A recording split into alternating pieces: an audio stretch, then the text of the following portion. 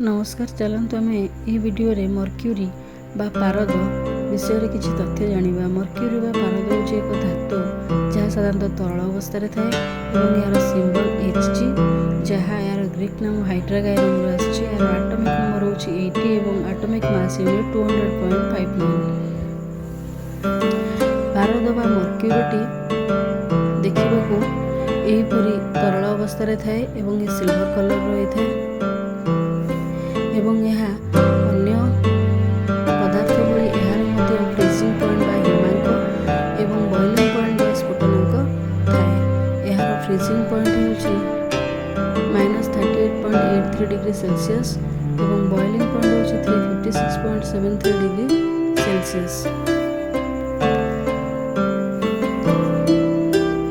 यहाँ जो वीडियोटी आम देखुचे वीडियो रे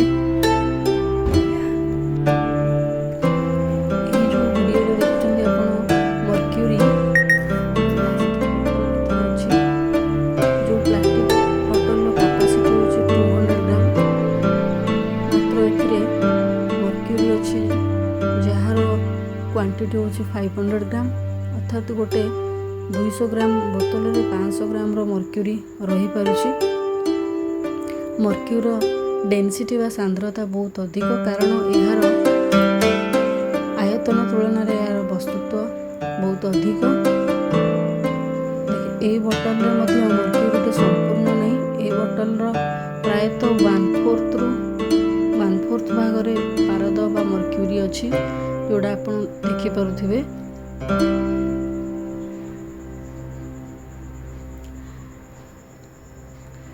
संपूर्ण मध्य नहीं। वर्तमान यही पारद को आम एक 100 मिलीलीटर एक बिकर मध्य ढालिबा।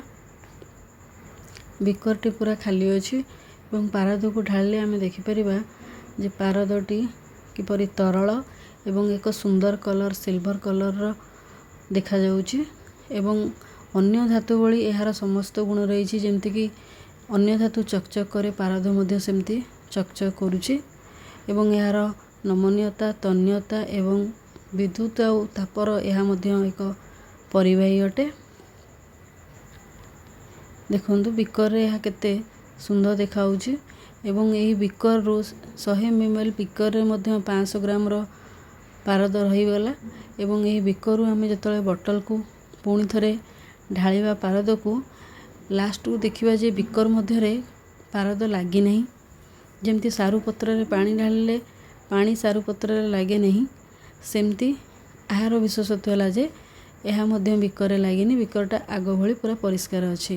एवं पारदर विभिन्न व्यवहार यथा यह थर्मोमीटर बारोमीटर CFL बल्ब एवं ट्यूबलाइट रे मध्य व्यवहार करा जाए। मात्र यार आउ एक गुण होउछि यह होउछि एक विषाक्त पदार्थ जहाँ आम शरीर मध्य को गले शरीर क्षति कराई थाए। Thanks for watching.